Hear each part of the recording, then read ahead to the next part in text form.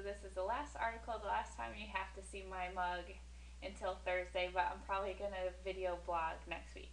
So the last article, Applying Users Centered to Mobile Application Design Development by Eva Congas and Timo Kununen, um, was really interesting because, I mean, we read that article about the architecture that was written by the architect, like, can users design equipment better than an architect can?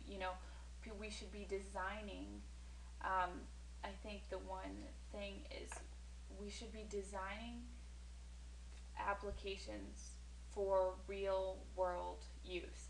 And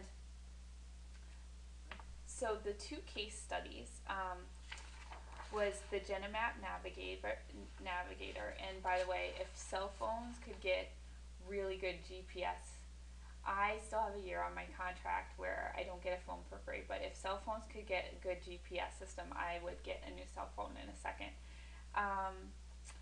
And so here's the quote: the most important aspect of the design process is to provide the user with real usage context.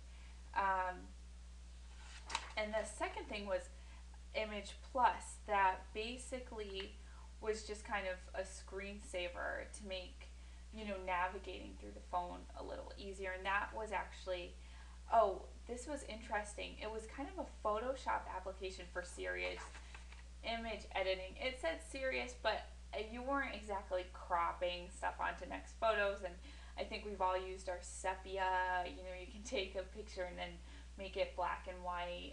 People can take video with their cell phones now. And that actually did better than the Gen Maps. But basically, what would happen is these studies were given to users, and they were able to give feedback to the people developing. And what was interesting is, on page 57, this article was talking about how this equipment is evolving so fast that it's being put out in stores to the users before the feedback tests are even performed. I mean, how many times have you bought a cell phone or a camera and within 2 months the next model is already out? And what I thought was interesting too, let's see, I wrote notes here and I'm like trying to read them, but it's a little hard. Speaking of applications on cell phones,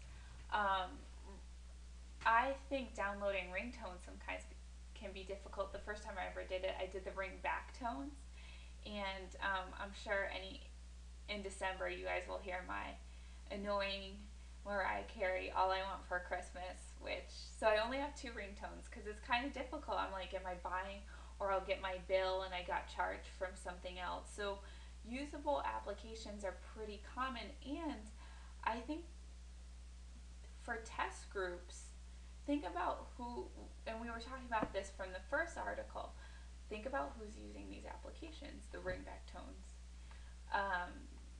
Let's see, taking tons of pictures, text messaging. It could be trendy 20-somethings, but a lot of these people in your focus group should probably be in the 14 to 25-year-old demographic. And one thing that and there's this whole, and just like making the process cheaper, where the PC demo is a little cheaper, use teenagers on it. It just makes more sense. And the final thing is, let's see, on page 59, we were talking about how it talks about how the design process is to provide user with real usage content, what we were talking about before. But I wonder, with technology, there are times where the wow factor trumps usability, and I think the Apple iPhone is, I know a lot of people who are not 100% happy with the iPhone, but they knew, and everyone knows in a year from now the iPhone's probably gonna be worked out of all these kinks, but they wanted to be the first ones to have it. They love the wow factor. My friends who have it still get it, even it came out 6 months ago.